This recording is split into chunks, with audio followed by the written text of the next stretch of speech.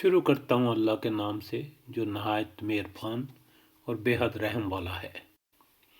اور اگر تم لوگوں کو کہیں میاں اور بیوی کے تعلقات بگڑ جانے کا اندیشہ ہو تو ایک منصف مرد کے رشتہ داروں میں سے اور ایک عورت کے رشتہ داروں میں سے مقرر کرو۔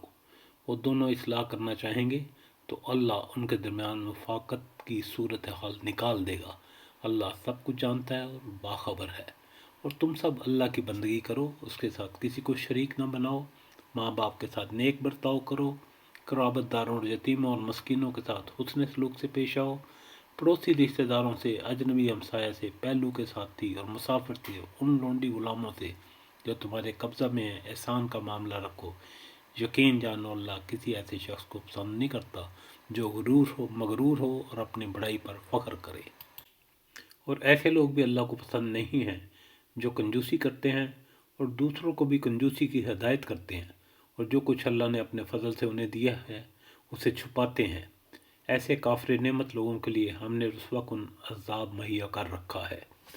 اور وہ لوگ بھی اللہ کو ناپسند ہیں جو اپنے مال محض لوگوں کو دکھانے کے لیے خرچ کرتے ہیں اور در حقیقت نہ اللہ پر ایمان رکھتے ہیں نہ روز آخر پر۔